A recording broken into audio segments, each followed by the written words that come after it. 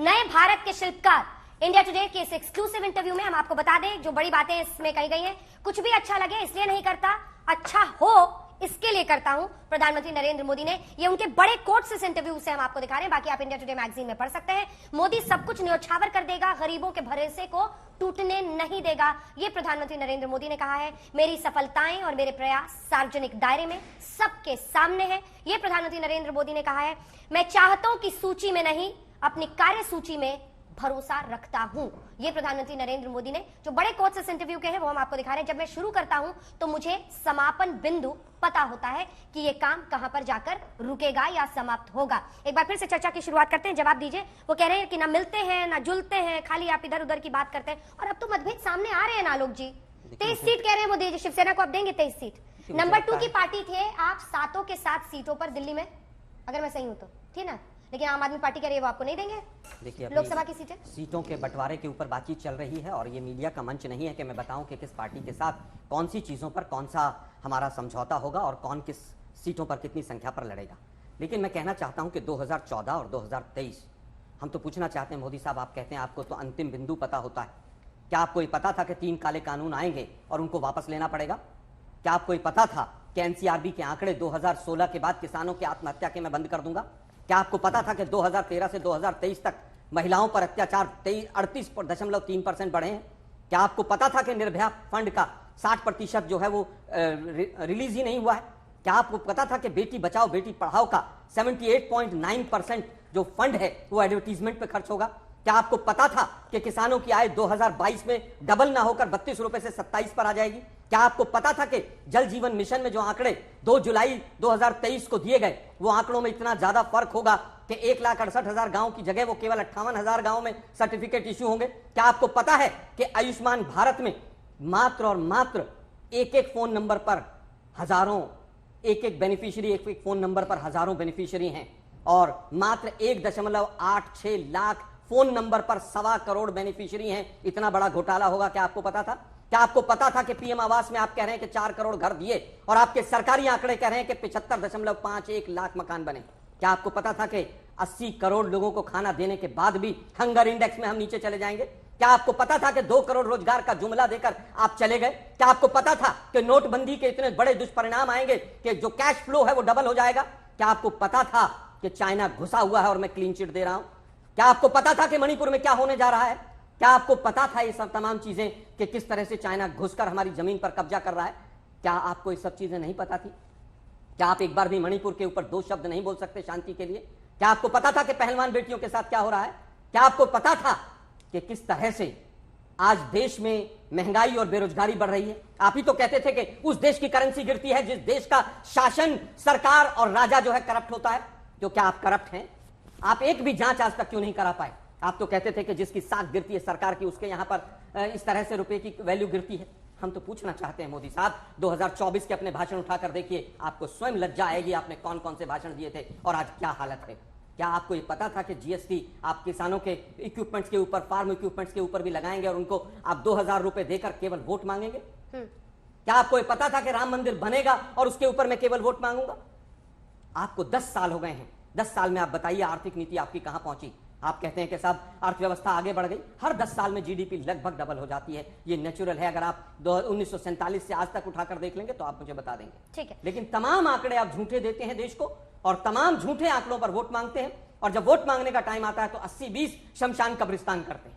धर्म के नाम पर वोट मांगेंगे वो? आए बाएं साएं कुछ भी पता था बोलने के बाद मैं सिर्फ अब तथ्यात्मक आधार पर बोलता हूं। इन्होंने कहा किसान की आय 27 रुपए हो गई, मतलब प्रतिदिन आपने कहा ना? हाँ, प्रतिदिन प्रति व्यक्ति। प्रतिदिन प्रति व्यक्ति। भाई साहब 6,000 रुपए तो मिल रहे हैं, ये तो डायरेक्ट दिए जा रहे हैं। क्या वो आए हैं? हाँ सुनिए, डायरेक्ट 6,000 रुपए दिए जा रहे हैं, यानी 500 रुपया महीना। जरा 30 से डिवाइड करिए, क्या वो आए? 22-23 रुपए तो यही हो गए पर डे। वो आए हैं क्या? गजब की बात कर रहे हैं, पता नहीं कहां आप डिस्टर्ब मैंने नहीं किया, मैंने शांति से आपकी बात सुनी। मैंने इसीलिए कहा जिंतों के खाते में सीधे पहुंच रहे हैं और ये डिजिटल डाटा है, इसको कोई चैलेंज नहीं कर सकता। इसीलिए मैं कहता हूं झूठ की बुनियाद के ऊपर आकर कांग्रेस के लोग कुछ भी बोलना शुरू कर देते। अरे भाई 22-23 रुपए तो सीधे पहुंच रहे हैं।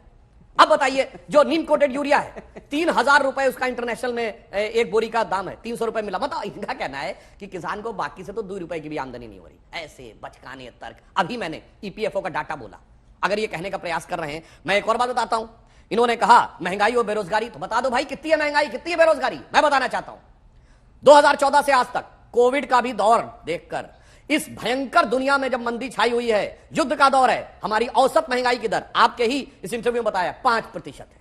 इनके जमाने में सब कुछ बढ़िया था। और मैं दर्शकों से कहता हूं 2004 का चिदम्बरम का पहला वो जो फाइनेंस मिनिस्टर के रूप में फ्लोर ऑफ द हाउस पे दिया बयान देखिए, उन्होंने कहा balance of payment is robust, economy is in sound position. और 2014 का अरुण जेटली जी का देख लीजिए क्या स्थिति थी। उसके बाद 8.2% महंगाई दर 10 साल के औसत, हमारी 5%। इसीलिए मैं कहता हूं आए बाएं साएं कुछ भी आकर बोलना शुरू कर देना। अब कांग्रेस के लोग जो भी उनको देते होंगे हंगर इंडेक्स, क्या बात करते हैं हम, हंगर इंडेक्स में पाकिस्तान से पीछे हैं, अफगानिस्तान के बराबर है, जहां पे लोगों ने टीवी में देखा गोलियां चल रही, दंगे चल रहे, लोग मार काट कर रहे हैं, अनाज के लिए भूखों मर रहे हैं कि जिन देशों में नौबत है हम उनसे नीचे।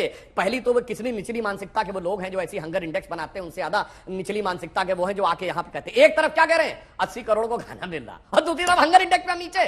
गजब है साहब, अद्भुत है साहब, जिस ढंग का ये लोग दुष्प्रचार करने का प्रयास करते हैं। अब किसानों की बात कहता हूं, ये बार बार कहते हैं 700 किसानों की मृत्यु हुई, कहां हुई, दिल्ली में। अधिकांश किसान कहां थे, पंजाब के।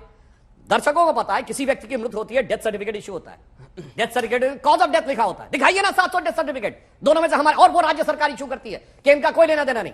दिल्ली सरकार और पंजाब सरकार, दिखाए पंजाब में तब आपकी थी, अब तो आपके गठबंधन की है, आके कुछ भी बोलना शुरू कर देना। इसीलिए मैंने कहा है अब जब कुछ नहीं रह गया है तो झूठ के पुलिंदे बनाकर, जो गोबल्स ने कहा था ना, जो हिटलर का प्रोपेगेंडा सेक्रेटरी था, और वैसे ही अब झूठ झूठ झूठ झूठ विदाउट सोर्सेस कोट करना और उसके बाद हल्ला मचाने का प्रयास करना। 7.8% की ग्रोथ रेट है, ये तो IMF कहता है ना, वहीं जहां डॉक्टर मनमोहन सिंह काम किए हैं, ये भी झूठ है।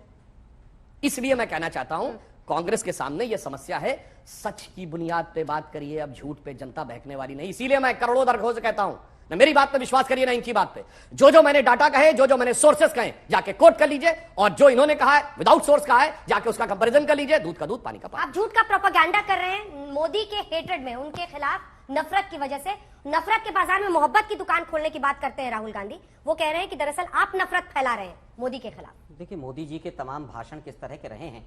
मोदी जी तो ये कहते थे कि 2014 से पहले जो इस देश में जन्म लेता है उसको शर्म आती है कि उसने हिंदुस्तान के अंदर जन्म क्यों ले लिया।